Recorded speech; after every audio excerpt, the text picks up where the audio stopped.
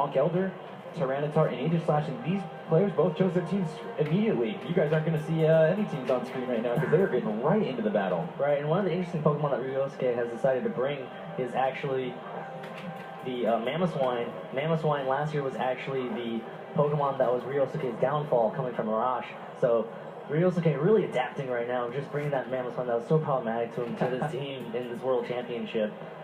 All right, looks like Ryosuke going to line up with that with the Garchomp and Charizard combo there. And from Collin, we see the Conch Elder that we just saw actually in the last match, but this is Collin's Conch Elder, and a shiny, looks like a shiny Hydreigon there. Right, and Hydreigon's really one of those Pokemon that was really unpopular at the beginning of the season for the fact that, you know, it's Dark and Dragon type, and the new Fairy typing that was introduced really just made it really unpopular. And now here it is at the World Championships, really strong on both of these teams. Yes. Very, very strong. Looks like we're going to see that Mega come out here. Charizard, why? Bring out the sun. Somebody get those Pokemon some sunscreen. It's turning harsh. All right, the Dragon Claw going to hit right now into the Hydreigon. Does a ton of damage. Actually picks up the Feint on the first shot. Oh my gosh, the power of that Pokemon there. And the overheat from Charizard. Overheat in the sun. That could do it. Conch Elder, oh, taking a ton of damage. We're down to 51 hit points. Holding on there. And the Rock Slide back to the Charizard, doing a ton of damage. No, it holds on. Are you kidding me, Charizard? The bulk is real and not doing much at all to Garchomp. Wouldn't be surprised to see if ryosuke trained that Charizard to be able to survive Rock Slides like that in hit points, defense, anything really to be able to survive that Rock Slide. As the Aegis Slash decides to come in, Collin looked really surprised right there from that Garchomp knocking out that Hydreigon. Hydreigon is actually a pretty decently bulky Pokemon, so maybe that Garchomp from ryosuke carrying an item that boosts attacks of some sort? Something's up. Right. So, as we see there, really fortunate that, you know, Collin did lose Conch Elder that turn as well. Yeah, that was big. He's going to get this Mach Punch off here and get rid of the Mega. Still very unfortunate losing that Hydreigon on turn 1.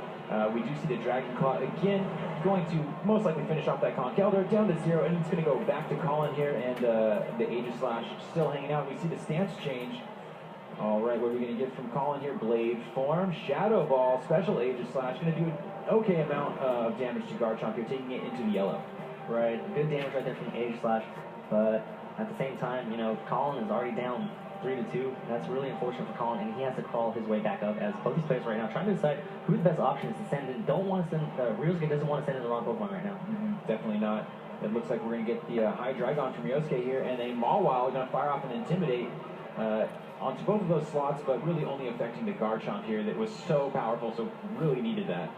Right, and right now, Garchomp could easily threaten that Aegis Slash and that Mawile if it's not carrying a choice band, otherwise it's locked in Dragon Ball. Might want to decide to switch if it is actually choice banded.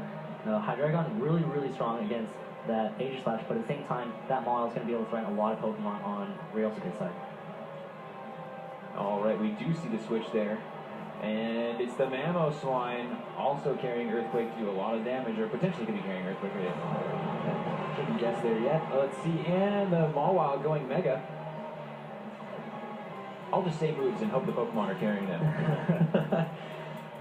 Okay, King Shield from Aegis Slash. Not going to be taking any damage this turn, maybe expecting an attack into that slot here. The Flamethrower actually targeting the Mawile, doing a ton of damage. It can't hold on, gets the Feint on the Mega Pokemon there. It's going to return to Collin. How unfortunate, the power of Ryosuke's team one-shotting. The problem with the Aegis Slash really is that Aegis Slash can actually be predictable. It takes a really skilled Aegis Slash user to be able to kind of outmaneuver the opponent. You know, usually you attack, and then once you're locked in the Blade Form, you want to switch back immediately. So right there, Ryosuke read that perfectly from Collin, and Collin has nothing to do but to forfeit. I mean, Mamoswine, Hydreigon, and Garchomp versus one Aegis Slash. I mean, Aegis Slash probably cannot make that comeback at all, so really not wanting to reveal much more information to Ryosuke, because, again, as I've said before, information is valuable. It's one of the most important things that you can keep and withhold from your opponent. Yeah, exactly. Yeah, that